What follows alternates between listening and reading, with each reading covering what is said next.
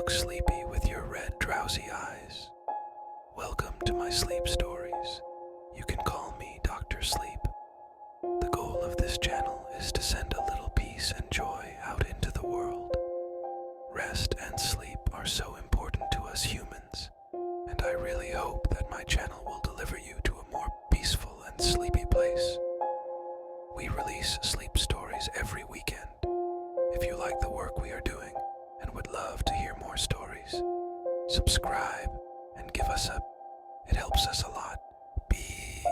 Every small gesture matters and helps us reach this video to the correct audience. So please take a second to like and subscribe. It's my privilege as you sleep, listening to my voice tonight. And today's story is the one of many sleep stories that will put you to sleep while slightly terrifying you. If you have your blanket nearby, it's recommended to go inside it and put your headphones on and immerse into it while slowly relaxing and letting go of all the tiredness. Well then, let's start today's story. I'm a psychiatric nurse, and early in my career, I worked at a residential mental health facility.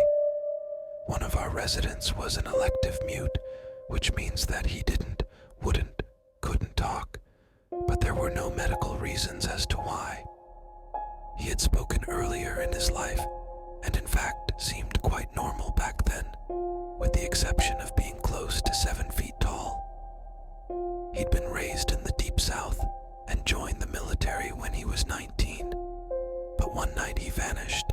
He was declared AWOL, and eventually he was declared missing and dead. 10 years later, a 7-foot-tall man walked into a VA hospital emergency room in my part of the Midwest and said to the receptionist, "My name is Marion Duchesne, not the real name, and I've been dead for 10 years. Those were the last words he ever spoke.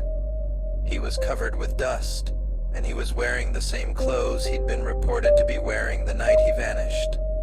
His social security number had not been used, and he had no identification on his person.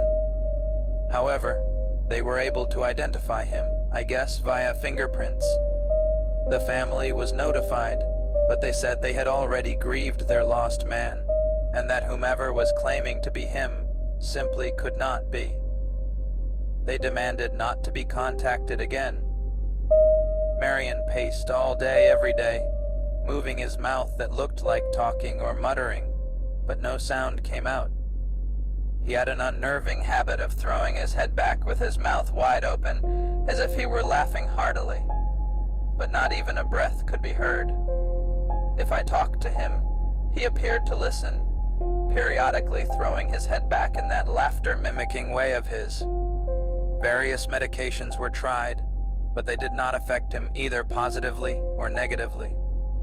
Occupational therapy did nothing, because Marion would just grin, and unless told to stay put, he'd get up and start pacing again. On my last day at that job, the last thing I saw was Marion, pacing in the parking lot, throwing his head back to laugh. Later I wondered if all along I'd been dealing with a ghost. All these years later, I still don't know. The cabin. A hiker decided to go on a hike by himself, something he was not very used to. The whole day was normal. Trees and bushes engulfed his surroundings. He enjoyed being outdoors in the mountains. Nothing seemed strange to him. That was until he was making his way back to his car. He figured an 8-hour hike was good enough.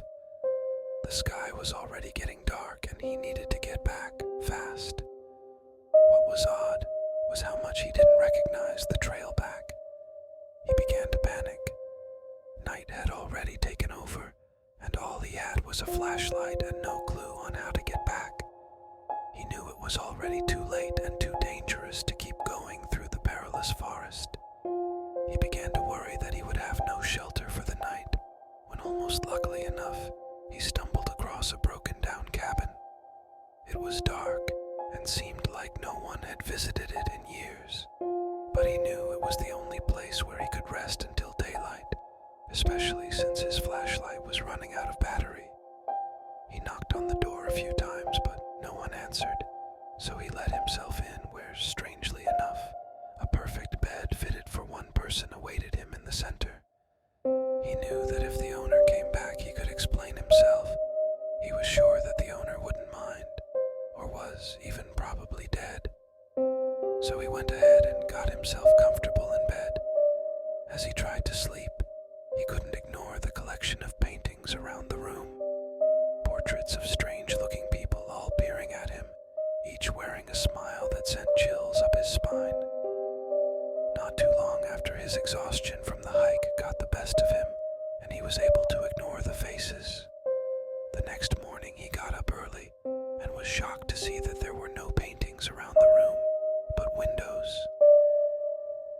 I hope this tale of terror and redemption sends chills down your spine while offering a glimmer of hope amidst the shadows. That was all for today.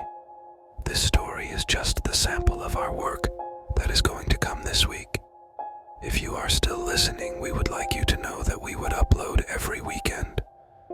This was the first of the many stories that is going to come on this channel.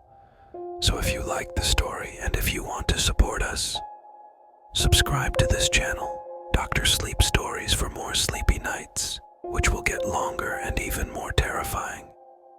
That is all from my side for today. Dr. Sleep signing off.